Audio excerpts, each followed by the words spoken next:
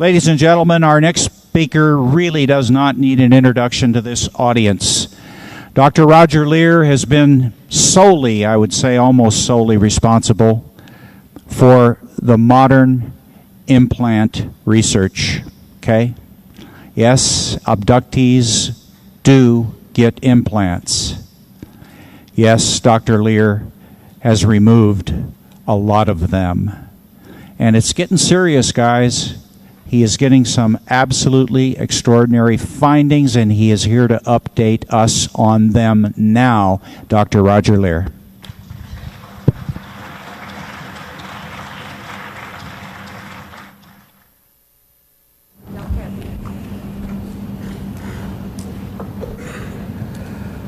They gave me a stool. Well, it's a pleasure to be back here again to discuss this very fascinating subject with you. Has everybody had lunch? Oh, okay. Well, those of you that haven't, I feel for you because I haven't either. But anyway, we have a lot of material to cover in just a very short time. I'd like to make one special announcement. There is a trip that's going to occur. These brochures are in various places at the registration table and at my table in the vendor room. It's a wonderful trip to Egypt, and the date is May the 5th through the 17th. George Norrie from Coast to Coast AM, where he possibly will be there broadcasting live. So if you can make it and you want more information, there's only 25 people that are going to be allowed to go. So please find out more about it. I'd like to thank Bob Brown and the UFO Congress for giving me the opportunity to do this presentation today. I'm going to present some new material that you have not heard about before. And this is based on the 15th surgery that we've done for removal of alien implants. We'll simply call this case file SC0010908.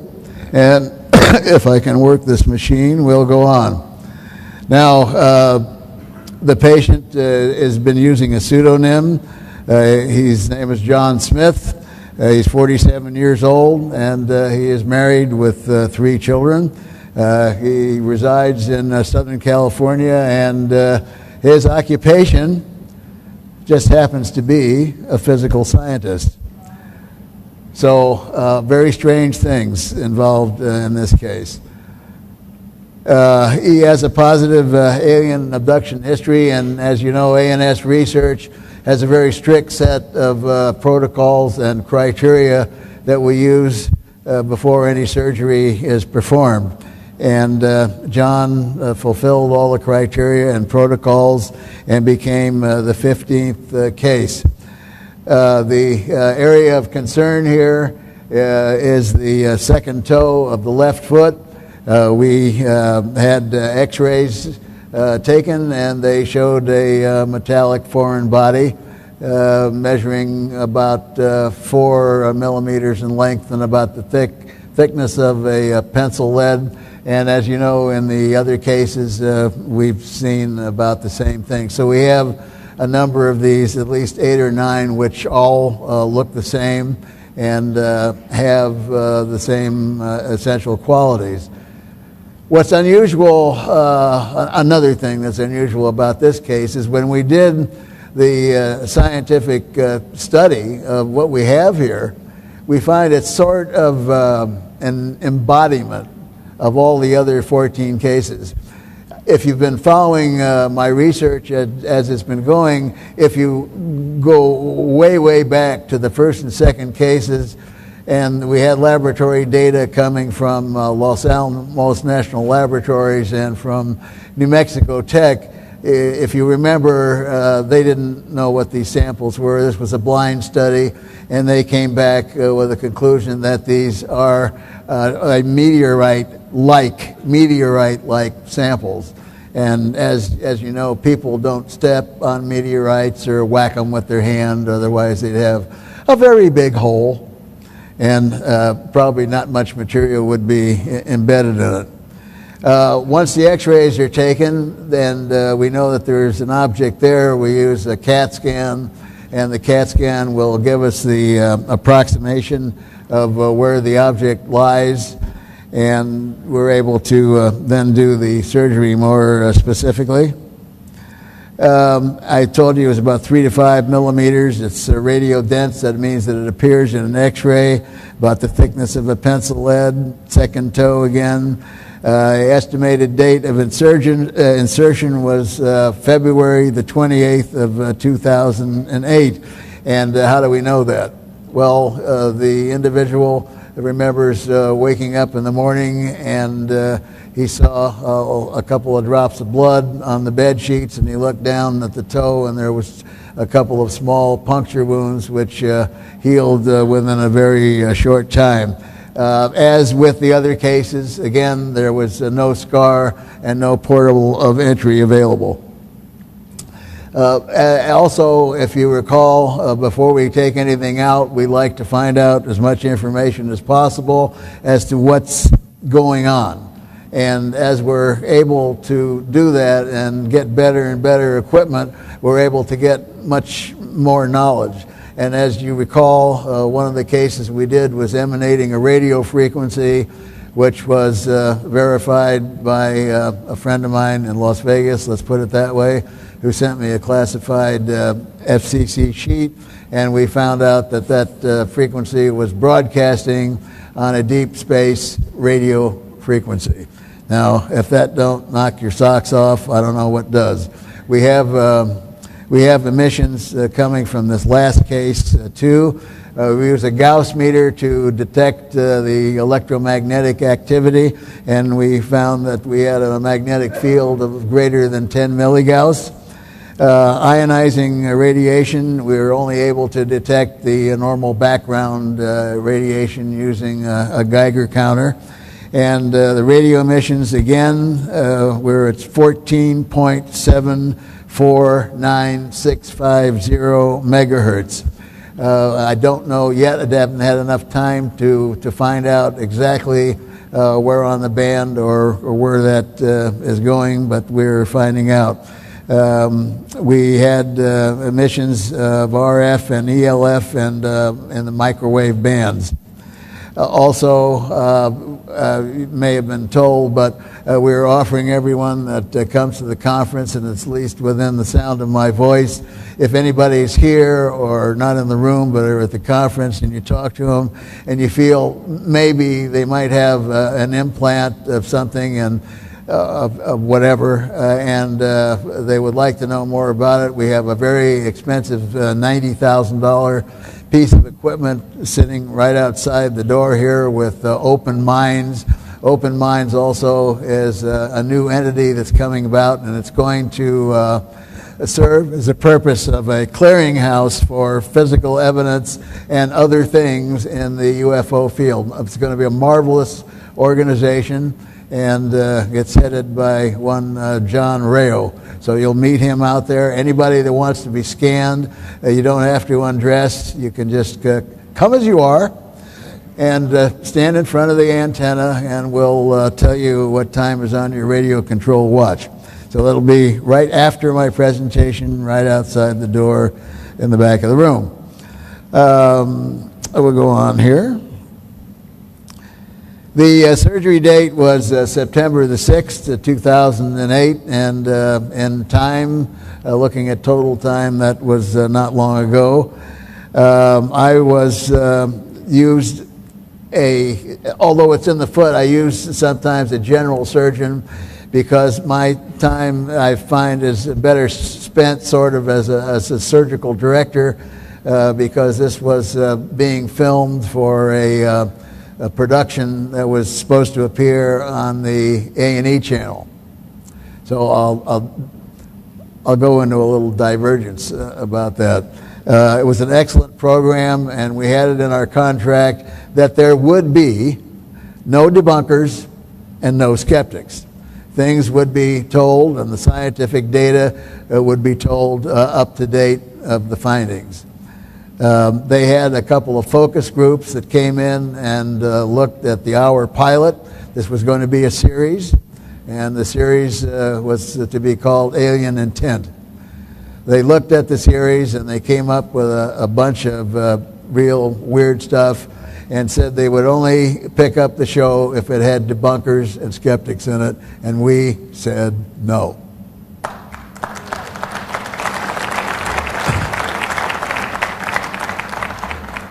I will never, ever intentionally again, and I try and do the best that I can to prevent this from happening. I've done numerous television shows. One is still playing. A lot of the shows that you see on television, and even those done by respectable groups, will bring in things. They will. There's a very clever thing going on. The people who are doing the show will debunk themselves. So you may have seen some stuff that's recently on TV which have two outcomes: no conclusion, or it's not real. So be very leery of what you see on TV, but I'm trying to place myself in a category where if a program appears on TV, unless it's purely entertainment and they want me to entertain, the knowledge that you're getting will have no debunkers and no skeptics. So on this case, I serve as an assistant surgeon. The anesthesia is a local. We use two mixed anesthesias and just to put the area to sleep. We have stills and video that record the surgery going on, of which I'm going to show you some actual surgery footage. So I hope you've digested your lunch. We use assistive X-ray devices, as I've talked about before. You're going to see that in some of the slides. It's called a C-arm, and it has a sender and a receiver, and then what you're seeing appears on two television screens. You're actually able to see an instrument being inserted, and you're able to find the object a lot quicker.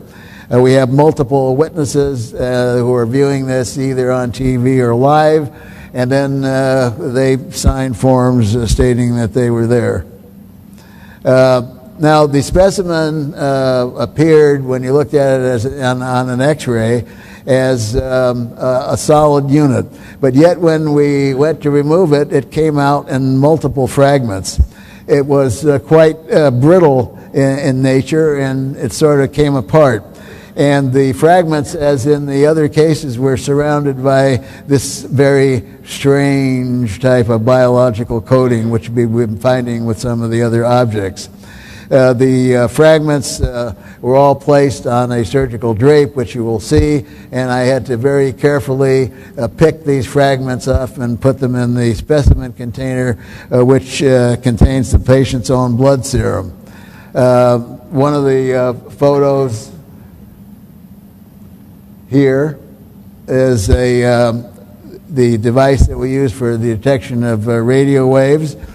And we did that, as well as using the Gauss meter. Here you'll see some filming going on, and also you'll recognize one of the individuals there as Whitley Strieber. A couple of pictures. I'm pointing to the object on the television screens that is part of the C-arm apparatus. This may be a little hard to see, but there is an object right here, and that's the object that we removed. Here is some actual surgery going on. This is material which has blood on it and a few pieces of the specimen. Here's the specimen container. It contains blood serum and has a bit of the sample on it. Now, we'll just diverge for a moment. What we like to do is we like to check as many things as possible, and this case was so interesting I couldn't help but want to present you this material, which is the first time anybody is ever hearing this. The you're going to get a lot of information which you've never heard before. This is the first time a breakthrough. So I just hope you realize how lucky you are to be a part of this. Client's home is a single-story dwelling. Its exterior construction is a plaster over chicken wire and the usual type of wrapping. The interior is plaster over wallboard. There's a number of magnetic anomalies we found. The exterior of the master bedroom wall, above and below, but mainly below the window, showed some magnetic properties. A backyard soil was highly magnetic, with a large magnetic field exceeding 10 milligauss, and the soil also spontaneously catches fire. We took samples and had some soil analysis done and found that the soil has an extremely high bromine content. He had a fiberglass boat that was in the driveway, and the fiberglass was also highly magnetic, which I don't know how that can happen. There was anomalies also of a Cadillac automobile that the individual drives. The interior of the house had numerous magnetic anomalies. All the utensils in the kitchen drawers, including things that absolutely should not be magnetic, such as those wooden salad serving forks and spoons and other utensils that were either plastic or made of wood. They are not supposed to be magnetic. The kitchen cupboard hinges were highly magnetic, and some of them contained only one pole of the magnet. Unipoles are not supposed to exist, but evidently they do. The non-metallic kitchen counters also were magnetic. The interior master bedroom wall, again around the windows and confluent areas which we found on the outside, was also magnetic. I hope you can see this. This is a drawing of the house, and it indicates areas of a large amount of magnetism. There was a avocado tree that was growing in the backyard, and we set the Gauss meter on a limb of the avocado tree, and it pegged the Gauss meter at 10 milligauss. Now, if you've ever seen excuse me, an avocado tree that was magnetic, please get in touch with me at once. I would hate to eat the fruit off of that tree and have it stick to the metallic buttons on my shirt or something like that. Have a taco. They wouldn't want to make guacamole out of that, I think. All right, now in addition to this, we were able to dim the lights in the bedroom, and using 3 different frequencies of ultraviolet light, we found, again, this is the first time, so enjoy it. It's for real. Here's a picture of it. I hope you can see it. We found 2 small childlike handprints on the wall which were phosphorescing, and they only have 4 fingers. I don't have any friends that have 4 fingers that I know of. Here's another one. Look carefully. We've got this now. We took out the piece of the wall, and we're going to try and get DNA off of this. There's a new device that's been invented, and it's a tape, and you can put the tape over something that you're trying to get DNA and you peel the tape off, and you can send this tape into a laboratory and you can get the DNA. So we're very interested in seeing what the outcome, but just the photograph alone, which occurs in a house where abductions have been going on, and then you find 2 4-fingered small handprints on the wall, I think is a pretty interesting finding. 48 hours, here's another weirdo. 48 hours after the surgical specimen was placed in a sealed container, I went to check on it. All the little pieces that we had taken out, I told you the object broke into a number of fragments. All the little pieces became a darker color.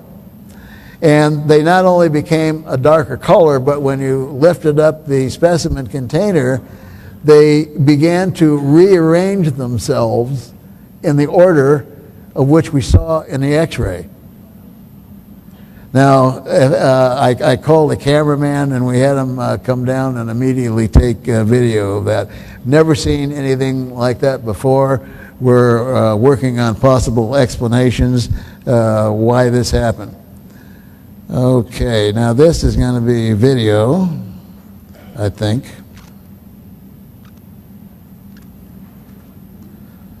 If I can find the cursor. There we go. There we go.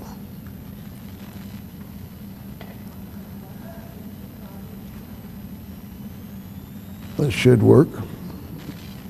There we go. Okay, get ready. I'm going to shut up. I'm going to shut up. Watch the surgery. If you feel bad, why, you'll find a bag in the seat in front of you, in the pocket. Pull it out. You'll know what to do. Yep. Okay.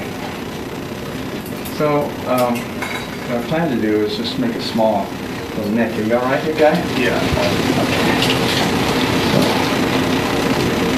and see if we can actually be lucky.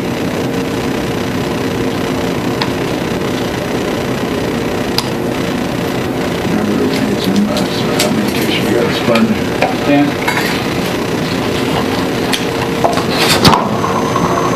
Most of my surgeries. I have to explain to you that this is raw, unedited footage. Let's try it again. You'll see the camera sometimes pointing at the floor or the ceiling, it's constantly running. We're handheld in some of these shots because we wanted to get as close as we could. Did it hurt you at all, John? You all right? Yeah, well, push the button. There's some sound in the ambience of the room.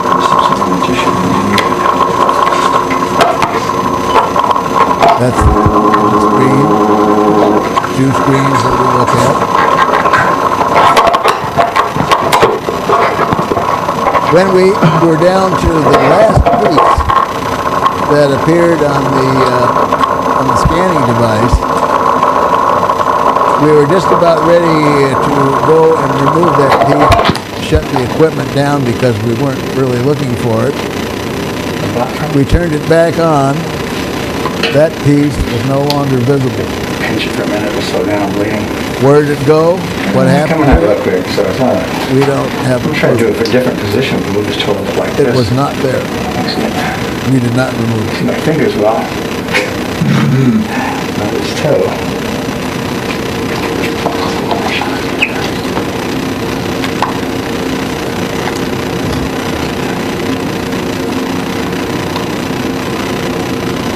Actually, I think you're a little proximal.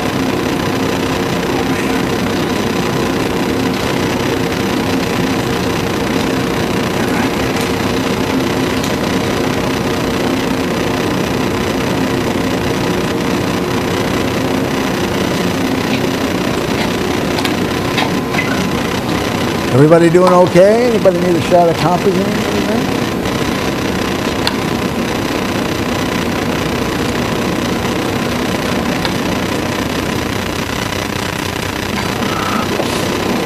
There's nothing there, is there? Doesn't appear to be anything visible. Well, I think we've say that again. Say that again. Take one more quick shot and take it down. Okay, one more quick shot here after my last suture goes on. And, if we see anything in there. I mean, we saw one little tiny speck. I thought we didn't get quite all of it.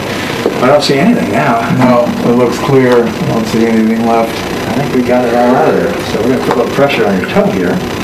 I'm going to have you, Dr. Lier, take Very this carefully. very carefully. All these little pieces out here. You know which ones you're talking about? Yeah, the ones from here to They're there. little tiny things. So I put them all right in this area. This is a very unusual way to do it. What we did was we took these little pieces and placed them on the sterile drape. And then you'll see me cutting a piece off of the sterile drape, and then we take that into the lab. And from there, I very gently pick these little pieces out and put them in this vial of blood serum. Doctor, hold that up to the camera and kind of tell us what's contained in there. Second, sir. Can you step over for me, Paul? Thank you. Hold on a second, sir. I never go into any of these Contained surveys in with these any little expectation. spots here that we're looking at are very small pieces of tissue. No matter how strange you would which may appear be or metallic, you can assume it to be, portions, it could mixed always be with, something soft rather tissue. mundane, and we've had that But experience we'll have to before look at the in the aggregate 15 and see cases. what it is that we have.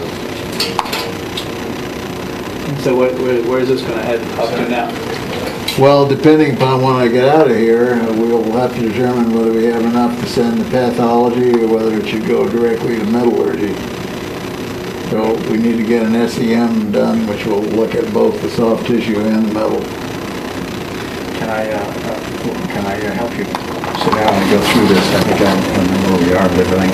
Okay, I want to get it so we can put it in that other vial. So let's. Okay, that's enough of that. Everybody see that okay? Everybody all right? I'd ask you for a show of hands, but I can't see a doggone thing up here. Okay, let's go to the testing. We performed a number of tests, and as you realize, what I've told you before, we've spoken, we look at the object and we look at the outside first, and then we begin to look in. So we do some optical microscopy and get to see what the thing looks like with some magnification, and then we do SEMs, which is scanning electron microscopy, and EDX, which is X-ray dispersive X-rays, and that tells us what the object is basically made out of as far as the elements are concerned. These are a couple of the graphs using what's called Raman spectroscopy, and it begins to give us clues into what we are looking at. Now, analytical tests showed the following. We showed trace element patterns which were consistent with meteoric origin, all the way back. Remember, I told you in the beginning, back to the first two cases. We're all the way back to that again. And we look at the nickel-iron ratio in these, and the nickel-iron ratio appears to fit in the meteoric category. Now, what someone has done, some entity or something, looks like they're using a meteoric iron mixed with some other rare elements to make an object, to put together an object with a specific function. Now, in addition, there are a number of things that we found. I told you about the nickel-iron ratio. We found some minor elements in the sample. Some of them are listed here. These are very strange elements to find in somebody's foot. You just usually don't find these sort of things. Now, in addition to this, we have testing which shows that there's biological material which is either growing out from the metal or into the metal. We don't know yet, but we're doing more testing and more data.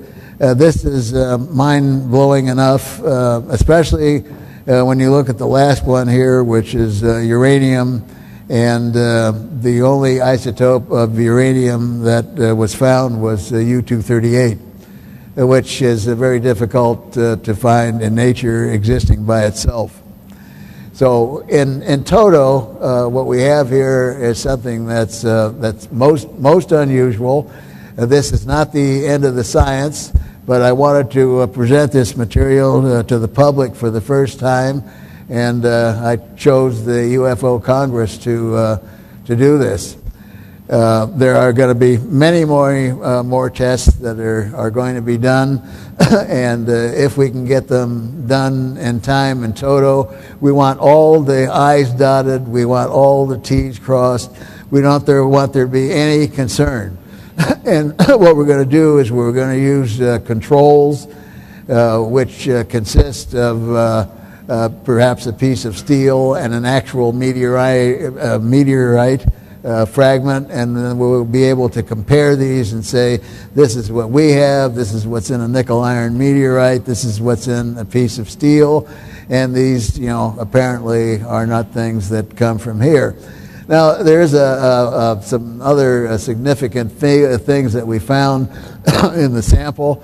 There may be things like inclusions, and I told you before, if you've listened to me speak, that some of the testing that was done at the University of Toronto in Canada showed that there were very interesting spheres or ovoids and other material that was found in the samples at the University of Toronto, including in this particular sample, we not only found those confluent with what we found in at the University of Toronto Material Science Department, but we've also found inclusions which appear to be sodium chloride crystals that are rectangular in various sizes. And you say, oh, what does that mean?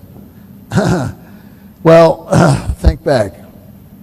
Remember, is there anybody here that's old enough to remember a crystal set?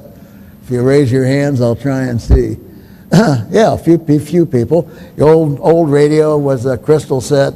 And what did you use to get a radio program? You used the crystal, and a battery and a copper coil and a set of earphones, and lo and behold, you got a radio show.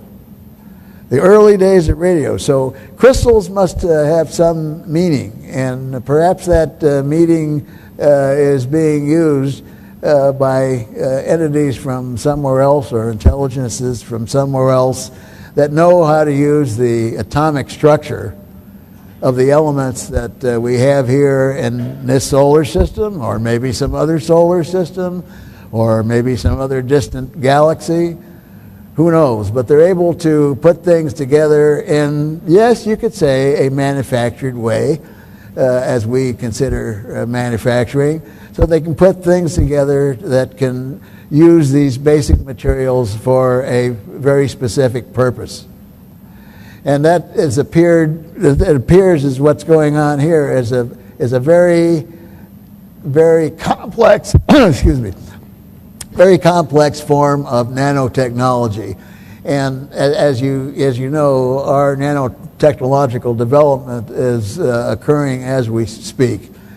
Now, I want to make just one other statement. They say I have 9 minutes left. There's a wonderful clock up here now. It's all a modernization. You see we have colored lights and all this modern equipment. It's just wonderful. I've lectured at these Congress proceedings now for a number of years, and the improvements that have been made are just marvelous. So at the end, I'm going to ask for your hand for the Congress and Bob Brown. Anyway, I get asked often about disclosure. Now, there's going to be a conference in Washington, D.C. that Steve Bassett's putting on called the X Conference. And in talking to Steve, he expects that disclosure may even occur before the conference. I hope he's correct, but in my personal opinion, after traveling around the world in 42 countries in 7 years, I can give you my opinion, and that is disclosure is happening as we speak. All you have to do is pick up the tidbits that occasionally appear on radio, on television, coast to coast. You will get some knowledge of things happening here and happening elsewhere. You go on the internet, use it as a tool. You may be getting some truth somewhere. Other stories are not the truth. But disclosure, I think, is happening. We've had a number of governments that are releasing information, Denmark, Canada, Brazil, France, the UK. Why is this all going on? There's some predictions about Obama's meeting with the Prime Minister of Canada, supposedly discussing other factors having to do with the economy. Some feel that with Hillary Clinton, who we believe is in the know, and Leon Podesta there, that the U.S. government may actually disclose some information. And then, also consider what is disclosure and what are you going to do, who's going to make it. Suppose the U.S. government does tell you that We have non-terrestrial visitors, and we've had for a number of years, and they're flying around and invading our airspace, and they can't protect you from whatever it is they do. That's quite an admission. I don't really think we're going to hear that. They may tell you about some cases, maybe. But let's say, who are you going to believe and how it is going to affect your life? Let's say the President of the United States makes an announcement that we have extraterrestrial visitors. You're still going to get up in the morning, and what are you going to do? You're going to make breakfast, and for those that go to a job, you're going to go to work. And as an example, if one came down during rush hour, a big craft from 3-4 light years away in our neighborhood, as my good colleague Stan Friedman talks about, and lands on the freeway system, how is that going to affect your life? Most probably you're going to get on your cell phone and you're going to call some agency like Caltrans, and you say, can you get this thing moved off the freeway? Because I got to get home, I got to feed my cat, my wife expects me for dinner, I got to stop at Albertsons and pick up something. But yeah, it's nice. We have visitors now from somewhere else, but please don't let them interfere, because I got to get up in the morning. I got to go to work. So how much difference is it really going to make in our lives? And I don't think that the other side of the coin, where you watch movies and they're going to come and eat us, or they're like walking zombies and they come out and do all kinds of nasty things and come back from the dead and they bleed green and all over your carpet. I don't think, if they wanted to eat us, they would have eaten us years ago. Food for thought. Anyway, if you want to help with disclosure, tell a friend, tell an enemy, tell somebody. They won't think you're crazy anymore. Believe me, kids talk about this stuff. Do something. Be active. Be proactive in the subject of getting the information out. Go to my table. I have some books. I have some DVDs. Go to Stan's table, one of the other speakers. Buy some of their things. If you've already read it or you've already seen the video, take it. Give something away as a birthday, Christmas, New Year's. Give it to your wife for anniversary or something. Give something to somebody. Spread the word. That's the easiest way to do. Pick out a good DVD and say, here, look, here's a present for you. Take it home. Yeah, I only spent $10, but that's okay. It's a worthwhile present. Go ahead, take it home and enjoy it. If you have any questions, I'll be happy to talk to you. And by all means, if you have children or grandchildren, listen to what they have to say. Because I think that the human race is being genetically manipulated, and I hope in the right direction. And if you listen to what kids or your grandchildren have to say, really listen, it seems like they're in tune with a knowledge that they don't have to read out of a book. They've got it. They've got it already. And so the future of the earth is in the hands of our children. It's in the hands of our grandchildren. And so listen to what they have to say, and then make comparisons about, your neighbor's young daughter. My young granddaughter is 9 years old, and every time we go out in the car, and she knows what I do, but I don't think she's very impressed. But she's always in the car. She's always looking out the window, looking at the sky. And she sees, something like an airplane from a peculiar standpoint, and it doesn't have flashing lights on it, and she'll say, is that a UFO? And I'll say, no, that's probably Southwest coming in for a landing at LAX. And she's really disappointed because she wants to see a UFO. So listen to what kids have to say in depth. Be amazed. I've never had a parent or a grandparent ever tell me anything that I was wrong. Because if you listen to what kids have to say, you're going to be impressed. You're going to say, oh, where did they get that from? You've been watching a lot of TV. But it isn't on TV. And believe me, there are cultures still on this planet that don't have TVs. There's still people without food, without shelter in this day and age, which is impossible to believe. But there are people starving right here in our own country. But if you talk to any of them and they're surviving, the young people are going to tell you the same thing. So with the 2 minutes I have remaining, I'm going to finish 2 minutes early, and I thank you very much. If you want to come to my booth, I'll sign books. If I can answer any questions, if you want to be scanned, just go out the back door and see John Rayo and the crew there. As I said, you don't have to undress, no embarrassment, and we can even tell you if you got a cell phone on. So thank you very much.